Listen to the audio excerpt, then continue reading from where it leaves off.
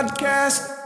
Welcome to podcast 212. 212. Wild animals. Wow. Let's go. Bunch of wild animals. You know, last week I had a interesting fact about the number 211. Yeah. Oh, that was not. No. Oh, I'm sorry. 210. Oh, I'm sorry. 2 weeks 210. ago. Yes, 2 weeks ago. And I don't have a fun fact about number 212. I do. I have something fun about 212. Yes. Jason is on the podcast today. 212. Oh, That's a fun fact. Fun fact. He's here. Say hello into the microphone. Hello, everybody. There we go. I'll hold this here. Yeah. I'm here. It's my first time.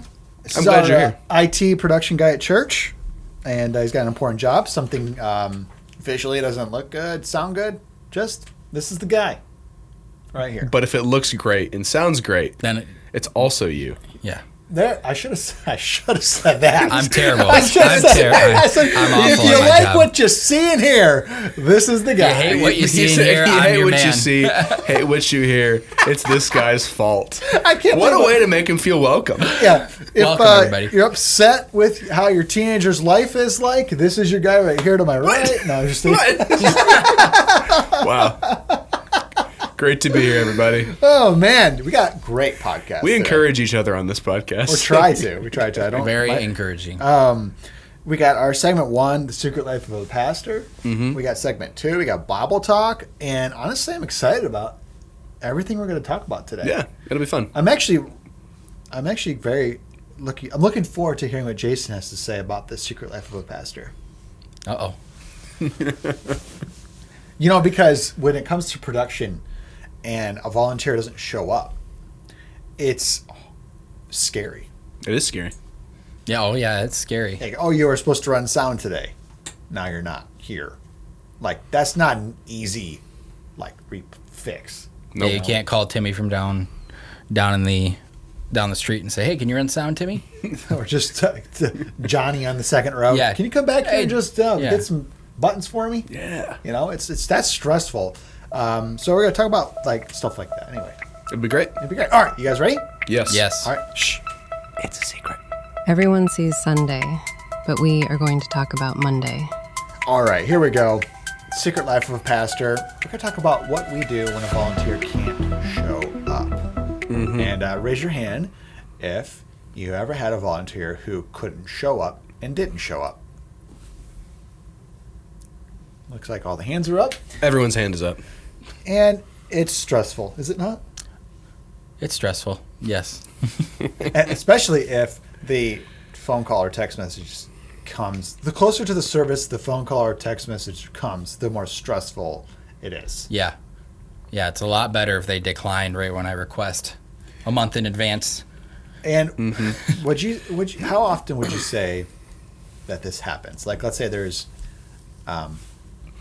let's say there's 8 services a month. Of those 8 gatherings, how many of those does a volunteer say, sorry, I can't make it? Say, if it's declining early, like when I reschedule, 3, 4. I've got I'm blessed with a great team who doesn't decline. They set blackout. I don't know if you guys have ever been on this app called Planning Center. That's what I'm talking about. It's a church scheduling app. So I'll send out a request and then they can accept, decline, whatever. But sometimes it'll be the night before, say twice a month or once a month. I'll get the night before, morning of, decline. Yep. And then no explanation. Or sometimes usually it's a reasonable explanation. But it's stressful. Okay. It's stressful. The fact you said 8 services a month, and I was like, oh, that's way too many. But it is. We do 8 services. That seems so crazy to me. Yeah, and that's on just Sundays. We do 12 probably with in Wednesdays. the summer. Yeah, but that's a lot. I 12. didn't even think about that until now. Yeah. Live Preston reaction. That's fine. Wow. And I would say for every gathering we have, somebody can't make it. Yeah. Yeah, they're Somewhere. somewhere, yes. Sometimes it's me. Sometimes you're the one who can't make it. If you eat lettuce I was and going get to a say, parasite. because you Hey, team. had way too much lettuce last month, didn't you? Yeah. The big warning goes out not to eat lettuce, and Jason just decides to turn into a vegetarian for a whole week. Hey, That backfired, yeah. I just got back from Mexico, and I didn't eat a single ounce of lettuce, but it got me. It got you just a little bit. Just a little bit. That's Mexico, though. it got me 15 pounds of it. That's for sure. Wow. So Who needs Crazy. Ozempic when you got lettuce? what do we do then? What's your initial... Let's let people inside your heart and mind when you get that last-minute decline. Are you initially like sad, angry, frustrated? What other kind of emotions could there be? Are we boring you over there, Preston? Yeah, I would definitely. I would say initially I get a little frustrated, but then I remember when I was young and serving on the tech team before the Lord opened the door for me to become the lead. I would be that Saturday night because I worked a weekend job a job that sometimes would have emergency tests on weekends that I wouldn't learn about till Saturday night if I'd have to go in on Sunday, and I would often at like 10 o'clock at night decline the computer operator position, which if you guys might not know that's like the, other than sound, computers, like they're both the topmost important positions that. And it takes a certain level of skill and knowledge too. That's hard. You just don't pick somebody up off the pew and be like, "Hey, come do the computer for today." It's like, no, there's practice and rehearsal and then a set of skills. Like, so I feel like the Lord has worked grace in me now as like, okay, I've done that. I'm receiving shoes. They've got something going on clearly to where it's important. Yeah, I try. I mean, initially I'm like, oh man, I'm not angry. I'm not like upset. I'm like initially like a little sad. Like, oh no, I was really hoping I was hoping we were depending on them. And then immediately I'm like, I try to put myself in their shoes. Like, there's got to be something going on. I'm sure they're stressed about something. I'm sure they were stressed to decline. I'm sure they weren't excited to decline. I'm sure they're like, oh, I hope he doesn't hate me. I got to decline. And I'm like, so I tell myself, grace. Don't throw the baby out with the bathwater. Don't destroy this relationship because this person's declined. But like, put yourself in their shoes and we'll try again next time. Don't worry about it. Preston, though, what do we like? Let people know sometimes what happens. Like, okay, all of a sudden, this person's just not here, and we have to just say it's not going to be as good today. Sometimes. For me, especially, whenever there's like people who are serving, is typically for me with like camera stuff. And so they're taking services for the night. They're taking video for the night. They're there to capture the moments and everything. And typically, that's usually on Wednesdays is when I schedule a lot of people to do that. Because usually I'm doing a lot of stuff on Wednesdays. I'm either preaching or I'm doing all of the sacerdotal stuff, which is fancy like word for which MC. is emceeing things, like closing worship, prayer, whatever that might be. And it can like when someone's like, oh, I can't do photos tonight, it's always like, oh no, what do I do? Yeah. That's my first response. And then I'm kind of like bummed, not at the person, but like at the situation. Like, oh no, we don't have someone to do something for tonight. What do I do? And so at least for me, typically that's when I can, I'll just step into it because I can do it. I'm here. I'm able. I'm not like above doing this or whatever. Yep. And so when there's that opportunity, like let's say if I am preaching, I can still take photos after service. I can still film stuff before service. Before and after you're done preaching? Yeah. And so it's just like finding a way to win. Yes. Finding a way to make it work. Yes. Yeah. And we're not being upset at the person because they have their own stuff going on. If they had to cancel, obviously there's something going on in their life. And so just stepping in and just finding a way to make it work. Yeah. At least that's like my mindset with the camera stuff. It's easier to do with the camera stuff than like running sound or something. But yeah, absolutely. And the funny thing about this is I was thinking about this, and we'll maybe close right here. You can get to the Bible talk in just a minute. But like some of these positions, they can't be empty. It's true. They can't be unfilled. It's impossible. Like some positions are impossible. I think of some things like running sound. Like you can't have that unfilled on a Sunday morning. Yeah. It has to be a sound man back there. Mm-hmm. I think about but other positions, it's like, oh, it's okay if a greeter's not at that door tonight. Like that's not life. It's not like good. Yeah, there's like tiers. Yeah. You know, and so some of these positions are like, hey, like if we were able to get like a text message like, oh, we don't have a sound man today, I'd respond back, that's not a thing. Yeah. Like, Yeah. Yeah. you know, like there's no such thing as not a sound man. Yeah, then what are we doing? You know, because it's crucial. And so some of these positions, it can be stressful. And Cornerstone is heavily volunteer based. It's true. I would say like there's typically on a platform, 2 people are getting paid. At a tech booth, 1 person is getting paid. It's like, so the rest of the team is just all volunteer. And we work really hard. And I think we do a fantastic job at We have great recruiting volunteers, having great volunteers. If we do a really good job at replacing volunteers who can't show up. And then I think our team does a really good job of like just stepping up and like kind of working double duty sometimes. Yeah. And All the it's teams pretty are great. cool. And it's pretty cool. And honestly, that's what makes the bond. Like the bond goes wild when like a team member steps up Yeah. and they're like, oh, I'm running double duty today. I'm running camera and lights. You're like, Nice. dude, you're boss mode today. Yeah. You know, it's impressive Yeah, when it is people do that. And I impressive. think it always improves team morale and when you get cool stuff like that happening. Oh, yeah. You guys ready for some Bible talk? I'm so Oh, ready. yeah. All right. Woo. I love me some Bible talk. I love me some Bible talk. One person in the Bible, Jesus specifically, calls worthless.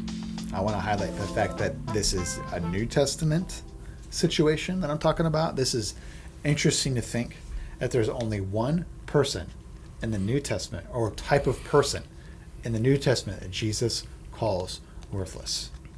It's interesting too, who this person is. It wouldn't be what you would think. Yeah. Yeah. And it's so let's talk about some of the people that he didn't call worthless. So you think he would, right? I'll name one, and then we'll kind of go around and just keep going around the circle until we run out. Yeah. The prodigal son Didn't call him worthless. didn't call him worthless. Who else? Do you want like a specific like named person, or just like A title, a title? a name, or a title would be fine. Yeah, let's say some kind of heinous sinner. Okay. Didn't call him worthless. Yep. He didn't call the rich young ruler who walked away worthless. Ooh, Yeah, there you go. he didn't. Jason's going specific. How about the woman caught in adultery? Didn't call her worthless. Yeah. Oh gosh. Pilot.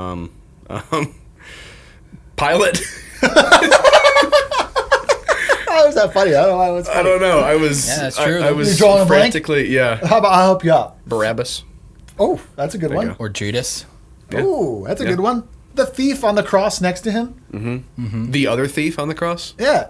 Didn't say anything about that. No. Man, you'd think, though, these would be the people. He'd be like, what's wrong with you? You know? Yeah, like even the one who put the spear in his side, they were Yeah. mocking him. He never called any of them worthless. How about what did he say about the people who put him up on the cross? What were one of his last things? Father, forgive Father, them. forgive them. Wow. They don't know what they do. Wow. Yeah. But there is a type of individual in the Bible that Jesus calls worthless. I'm intrigued. Yeah, what is this? Okay. Here we go. He rebuked the one who did nothing. Matthew 25. I'll read to you 24 through 29. Then this is the parable of the talents. So, in case you don't know, one person got 5 talents, one person got 2 talents, one person got 1 talent. The people who were given 5 talents, and is it 2 talents? They doubled them. So the 5 went to 10, the 2 went to 4. Then he gives this one person 1 talent. This is a base of money. Maybe a talent would be like a year's worth of a wage. And he comes back, and what did the guy who was given a year's worth of wages of money do with it? Look at. Then the servant with the 1 bag of silver came and said, Master, I knew you are a harsh man, harvesting crops you didn't plant, gathering crops you didn't cultivate. I was afraid I would lose your money, so I hid it in the earth. Look, here is your money back." But the master replied, "You wicked and lazy servant, you worthless servant. If you knew I harvested crops I didn't plant and gathered crops I didn't cultivate, why didn't you deposit my money in the bank? At least I could have gotten some interest on it." Then he ordered, "Take the money from the servant, give it to the one with 10 bags of silver. To those who use well what they are given, even more will be given, and they will have an abundance. But from those who do nothing, even what little they have will be taken away." Man, this is a parable about your resources, your talents, your time, your treasure, your talent.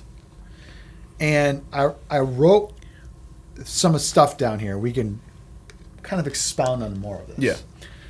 Multiply. God wants you, Jesus wants you to multiply your talents, multiply your gifts, multiply your money, multiply your resources. Can't live in neutral, can't live a life of protecting, can't play it safe. All these things. If I hear those words, kind of protecting, neutral, playing it safe, Jesus is specifically saying those things are not good. So your skills, your investments, all your conversations, all those things that you refuse to initiate and go after, that's Jesus is saying that's not a good thing. Interesting. What would you say you feel like is a talent you've been given that you feel like you are doing well at, like the idea of multiplying it? What would you say is a talent that you've been given that you feel like you've been doing well at multiplying it? Which one of you guys would like to go first? You can go first, Jason. Oh boy. Let me think of one off the top. I think a talent.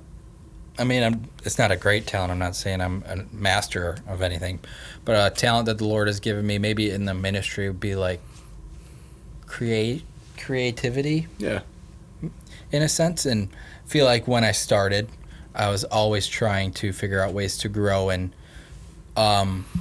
creating the looks and feels. Yes. For our church. And getting help. I mean, all three of us work on them together. So that you said look and feel. That's kind of an insider church word that we use. Yeah. Church graphics. And when Pastor Tim's preaching, you'll see behind him, there's a screen, message title. In the summer, it'll have a vibe. Winter, different vibe. Christmas, we make all those. Pretty much all of them now in-house. Yes. And when we started, if you look at when we started to now, it's something I've been trying to really grow, is making it more professional, making it more creative, making it something that flows with the service and doesn't take away. And I feel like that's a talent that the Lord gave me that I really wanted to grow, to make, because I feel like the tech vision is, seeing lives change through sight and sound. And that's sight for me. So that's one area I really want to grow the church, is through that. So I feel like using creative market, trying to go outside of my comfort zone and building different slides and making sure they're professional, getting help from others, because I tend to be one who would always think, oh, I can do it on my own. But then when you have multiple ideas, multiple people who can say, no, you think that looks good, but it doesn't. Yeah, and then it's you look at it hard again, at first, but then you realize they're on your team. Yeah, they want to help. Yeah, they want to help. But yeah, so that's kind of one of the things I feel like I've been trying to grow, is being creative for the Lord, and just not only with that, but with everything, with church news videos. Yeah. With church videos, which is everything. Yeah, absolutely. So what about you, Yeah, Preston? I would Jason, I would say I'm kind of in the same boat as you with the creativity thing. Because if I look back on my life, like even as a kid, I was super creative. I would like make my own like comic books and my own superheroes and my own like stuff that would like happen in these comic books, and I would love to draw. You made your own superheroes? I did. Do you remember like the names of them and their like superpowers? Not really. Oh, darn! I was hoping you could like. I did. There was. I remember this. It was one comic book series that I made that was like my favorite one to make. It was about these two cavemen who ended up like robots from the future came to like conquer them. Okay. And so it was like cavemen fighting robots and ninjas and stuff. I was like 7 years old, so I thought it was like the greatest thing ever. It's pretty cool, actually. Oh, thanks. Yeah. Cool. That's sweet. I like it. All right, so yeah, but I can like thinking back, just as a kid, like I was always creative. I was always drawing, always doing stuff. And now, with what I do here, God's given me the opportunity to do a lot of that creative stuff as well. Mm-hmm. And I kind of forgot that I was creative until I started kind of like with Jason doing graphics and doing videos and doing things like that. And coming up with new ideas on how to design stuff. And then it kind of made me remember like, oh, God made me as a pretty creative person. God made me as someone who likes to create things. And so I'm just grateful that God gave me that opportunity and helped me kind of like remember that gifting that he gave me and given me the opportunity to help it grow. Yeah, and it's a blessing being under a pastor, like under Pastor Luke and Pastor Tim, that are open to fun ideas and making Pastor Tim a Star Wars character for a church news announcement. Yeah. And, you know, it helps when you have a supporting staff and leadership that opens a door for that. I agree. It does help. And are investing into it, kind of like they always have those, like paying the price or putting your money where your mouth is. Yeah. Like giving us the equipment and tools necessary to be extremely creative. And that we're lucky to have that. And I think about even just me personally, I always had a sense that I had some sort of natural leadership ability. And I felt like I was able to put that into real practice when I came on staff here. The ability to create a team, to build a team, camaraderie, friendship. We're all like working toward a goal, a vision. We're accomplishing something together. I felt like that was a talent that the Lord had given me.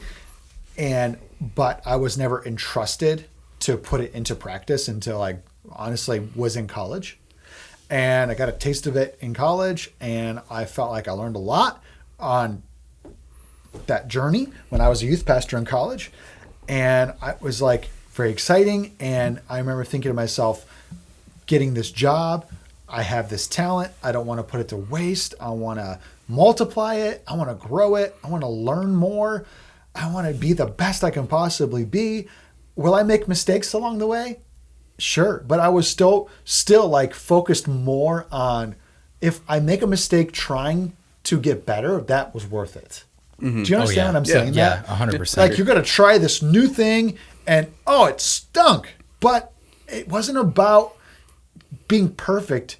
I learned all these things along the way, and when I try again, I know it's going to be better. Yeah, at least you tried.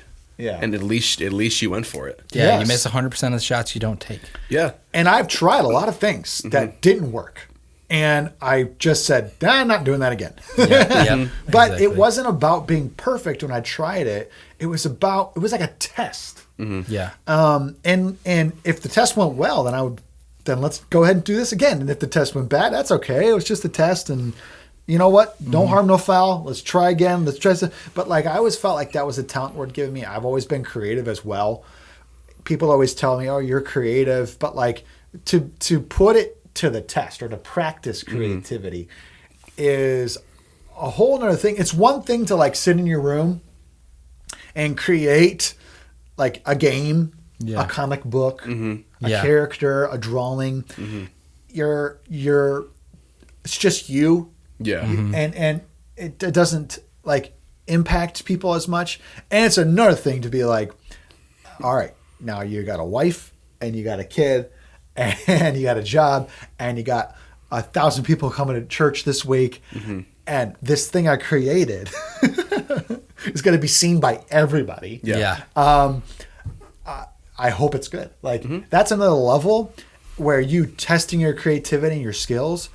And I'm always on that, like that train of we've got to try it. Yeah. Yeah, exactly. We got to try it. Yeah, I mean, it's so worth trying because we're all sports fans here. And I think that there is something really special about an athlete who maybe at the start of their career was really, really bad, who didn't perform well, who was labeled a bust, who thought their career was never going to go anywhere. And they keep going. Yes. They keep trying. They keep trying to find success. And eventually, when they have that success, when they have that big moment where they finally arrived, people are like, oh man, look at the perseverance. Like people don't remember all the mistakes that they made years down the line. I think of like Sam Darnold. Like he was drafted by the Jets 3rd overall, and he was really bad for the first like 6 years of his career. Yeah. He bounced around Jets, Panthers, Niners, and then he got a shot with the Vikings and turned it into a big deal with the Seahawks. But he just won the Super Bowl. Yeah. Because he didn't give up, he didn't stop. He had really bad years, but he was willing to keep going and like, okay, maybe I'll try being a backup QB and see what happens there. I think of like Josh Rosen, who was in that same draft class. He had way more talent than Sam Darnold did, more college experience, but he had one really bad rookie year and got traded, and then he retired. He wasn't willing to try. He was taller than Sam Darnold, had a better arm than Sam Darnold. He had a better college career than Sam Darnold, but he wasn't willing to try. And I think it's just something to remind us that, you know, God's given each of us a talent. God's given us each of us gifts, and no matter, like, you're not going to be great at it the first time you try it. Nobody's great. Yeah, Nobody's you're not like just this. like going to wake up one day and be able Yeah. to squat 500 pounds. You got to Yeah. work out every day. Yeah, to you need get to there. you need to work, and you know, God's given us each talents and gifts, and even if you try to go out and use it and it's not great the first time, that's okay. You can learn from it. Again, you're not doing it alone. God's helping you through it, but He's given you that talent and that gift for a reason. Yeah. And we should try to Yeah. grow it. I agree. Let's end like that. You know, the Lord has definitely given you a gift. It's true. You have also, we've all been given the gift of time. And use it wisely. You have a talent. You have a treasure. Multiply it. Invest into it. Go after it. Try something, because you don't want to fall into the category that Jesus has put some people in, and that's the category of worthless. Yikes. I don't want to fall into that category. I want to try and make mistakes along the way. All right. It's been great to be with you today, audience. Yeah. It's been great. All right, everybody. Catch you on the next one. See ya. Youth and Young Adult Podcast. Youth and Young Adult Podcast. Youth and Young Adult Podcast.